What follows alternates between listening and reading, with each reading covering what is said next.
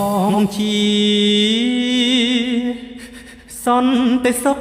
យាមមុខរោងចក្រធ្វើការងារសស្រាំងដើម្បីគ្រួសារខាលភ្លៀងខាលក្តៅត្រូវគេឌីលថាគ្មានការងារសិក្សាវាសនាមិនល្អ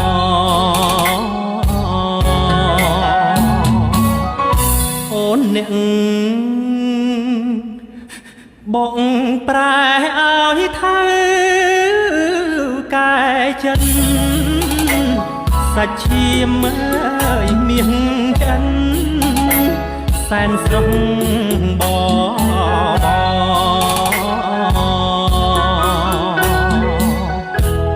ើប្រៀបនឹងបងគ្មានផ្លូវតបតសូមស្រស់ស្រីល្អបំភ្លេចប្តីចុះ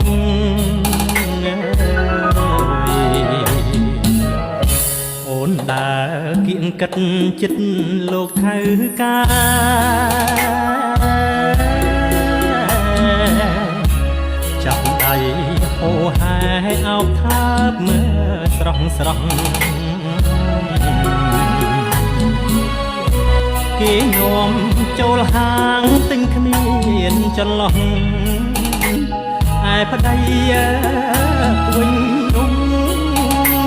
បាយលីទឹកភ្នែក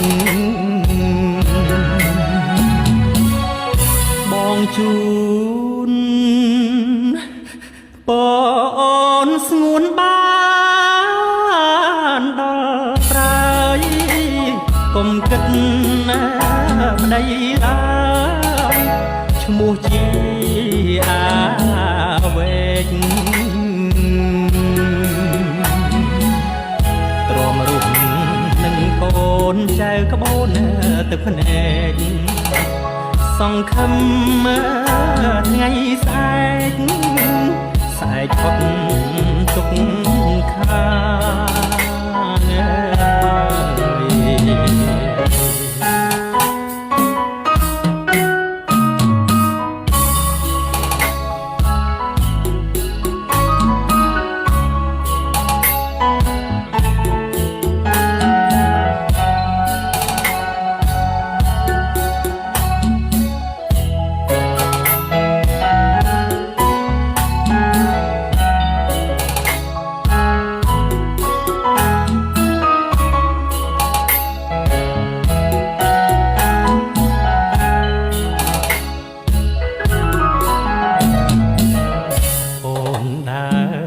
គិត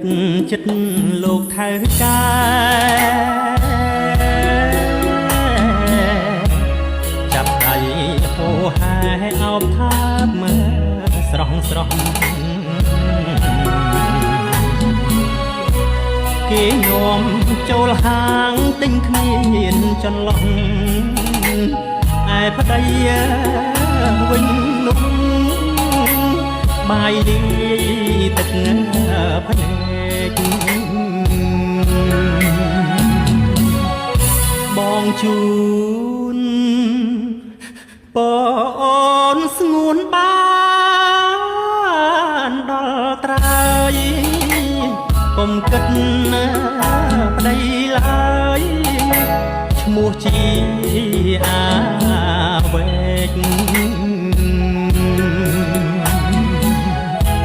ទ្រាំរស់នឹងកូនចៅក្បូនទឹកភ្នែកសង្ឃឹមថ្ងៃ